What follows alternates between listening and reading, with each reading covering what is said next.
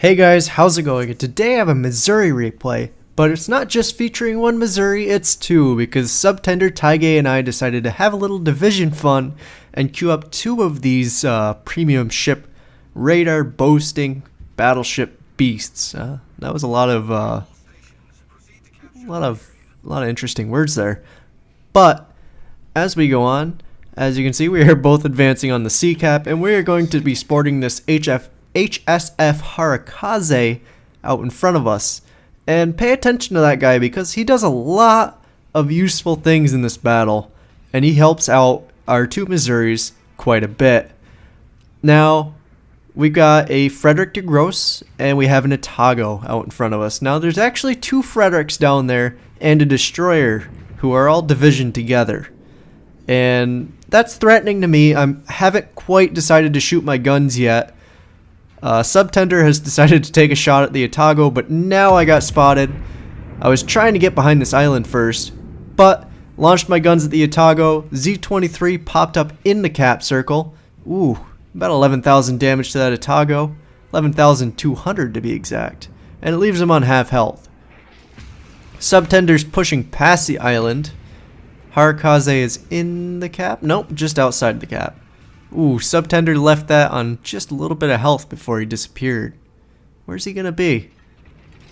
And if you think I'm not gonna kill steal the first blood, you are wrong. Because I am totally going to kill steal that first blood. So there's our first kill of the game. 14,000 damage so far, but we're just getting started. Subtender's Taige and the Harakaze doing a little bit of torpedo dodging in the cap from the Z-23 and the Fletcher that are downrange. And looks like the enemy team is just kind of bewildered at the moment, as we have an Iowa pushing in and the Frederick de Grosses and the Fletcher are kind of moving their way towards D, where we have a Benson. And this Iowa just realized that he just wandered into a whole can of whoop ass that he doesn't want to be in. And you can see he's trying, yeah, that Z-23 is pretty smart on hiding, but you can see the Iowa is actually trying to make his way into the smoke cloud and do a turn and get the hell out of Dodge. Missouri has radar though, Mr. Iowa. And that's a pretty nice broadside you have there. So yeah, 7,000 damage, not the best roll. I didn't hit him in a very good spot, and a lot of those went into the superstructure, but Taige is still loaded. And I still have 16 seconds on my radar, so not good news for that Iowa. And he may have rolled a bit on me, but it's a lot more that we just did to him. And I'm not going to let him get away from that, especially with the hit that he just took. I empty all three guns to make sure he can't heal through it, and I don't bounce, and 3 penetrations will take him out. Now the Z-23 has moved out, taking advantage of our reloads and our radar being on cooldown. And it looks like he's trying to make a break for it, but he may have launched torpedoes. So as you can see, Subtender's starting to motor. And for some reason I decided to speed up here, like the Z-23 was going to be able to hit me. But as you can see, we're already starting to plan on heading to D and intercepting both those battleships and the destroyer that are heading in that direction. And yeah, there's the Z-23's torpedoes. Now I really should have cut it hard here, and I probably would have been able to turn in between those first 2 torpedoes or in the middle. Sadly, I decide not to. I decide to slow down and I take one right on the torpedo belt. Thankfully not causing flooding, and since it was a German torpedo, it didn't cause a lot of damage. So I lucked out there. And the Alabama behind us took one too. Well, I guess torpedoes don't exactly do too much to Alabamas anyway. But where are these German battleships are gonna be? And of course their Fletcher already got sunk. The Benson blind fired some torpedoes, actually launching them at one of the Fredericks, and caught a DD instead. And wow, look at those secondaries go. But then again, look at those very pretty broadsides. Oh, that poor guy. I did 8,000. Subtender, I think, did a lot more than I did to that guy. He was a lot closer. And obviously the other battleship hasn't seen that and has decided to stay broadside. Yeah. Damage farm. Have you ever guys just wanted a mid-game snack of 2 German battleships just sitting there broadside, sailing perfectly for your shells and not being able to damage you back? Yeah. Sadly, the Harakaze is getting the brunt of the force as I roll 11,000 damage on the first Frederick, trying to get him before he gets to our Benson. Sadly, they are focusing down the Harakaze, who's probably spotted with sonar. And I anticipated those torpedoes coming from the Z-23. I figured he'd try to torp down this channel and catch one of our broadsides as we move towards the decap. Good thing he didn't quite have the range. First Frederick is out of my fire arc, so I launch a few at the second, rewarded with 17, almost 18,000 damage on him, taking away a little chunk of his health and resetting the cap. Looks like the Harakaze is unspotted, left a really nice smoke cloud for both me and Taige while he was over there. And thankfully he's moving out of both our ways, letting us get in there and do what battleships do best, and tank the enemy. So thank you a lot to that guy for both the smoke cloud that he dropped in the beginning for Taige and both the, the courteousness that he showed right there. 10,000 through the back of that Frederick. He will not be surviving that as the Alabama on my team takes him out. And now that just leaves this last Freddy alone, stuck on the border, not sure where to go. He's got 2 Missouris behind him. He's got I believe the Benson might have died, but he's got an Alabama and a cruiser in front of him, and a Harakaze providing gunfire support. It's not going to end well for him, spoiler alert.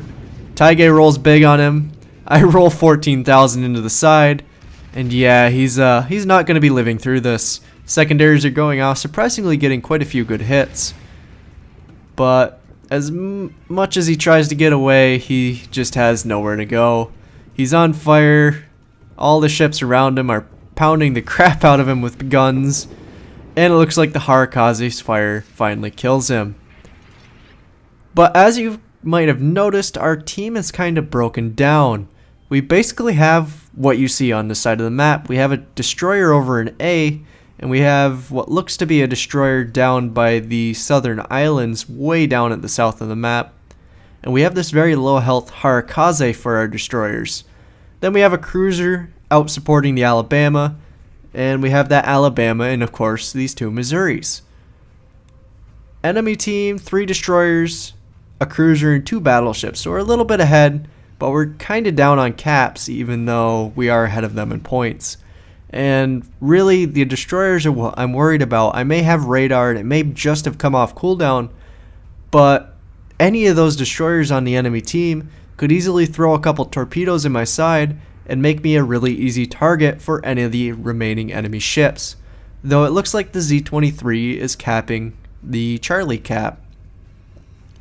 And our Otago is quickly advancing on his position, and the Harakaze luckily has escaped the gunfire of that Z-23.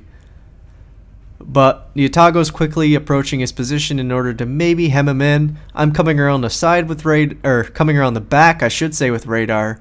Taige is coming in the side, also with radar loaded up in case he does have a smoke, but it doesn't look like we will be needing that as he runs straight into the Otago. And I just got spotted, and I'm not sure by what. You notice I'm still looking at the 23. I didn't really notice that I had gotten spotted, but then I got hard detected, and oh my god, a Grozavoy just popped up in front of me. But what's he firing at? Why is he not turning for torpedoes?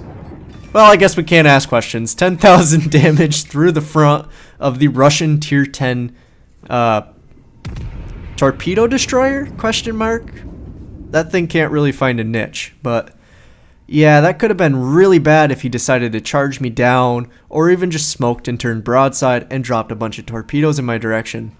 Not entirely sure what he was shooting at, but at the same time, our Otago got taken out by the Z-23. Not entirely sure how that happened, but the Otago did kill him back, so that was quite useful. And the one shell that I actually made go past the island and hit the Amagi bounces. Figures. But now we still have some issues. We have an Amagi and a North Carolina still surviving.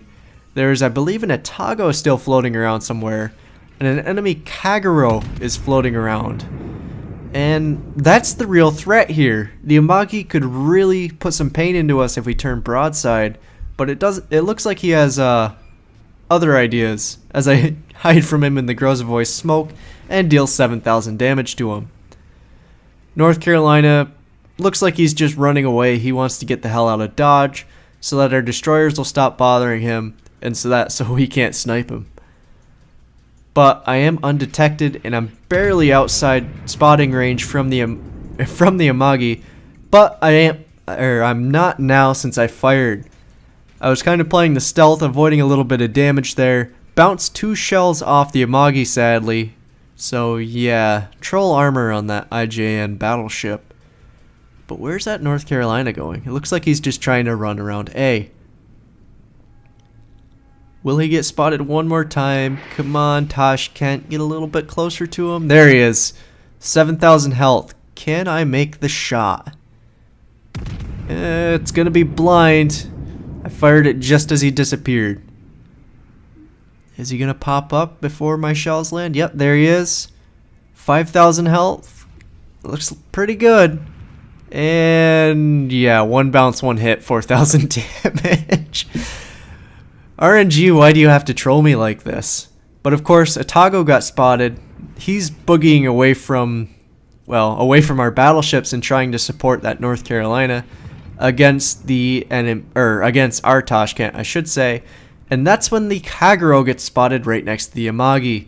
Now he is trying to provide smoke support to that Amagi, but honestly that scared me shitless, and you can see that I actually slowed down a bit because I don't want to get blind, or I don't want to come around this corner and get a broadside of torpedoes from that Kagero. So you can see I'm aiming for the Kagero, but I can't quite get my guns around the corner and get a shot on him. Pop my radar, Amagi is right in front of me looking the other way, and I decide to take him out, since I would have seen the Kagero's torpedoes already, and I focused my secondaries right on that Kagero, and hoping Subtender has his reload up. Yep, he did.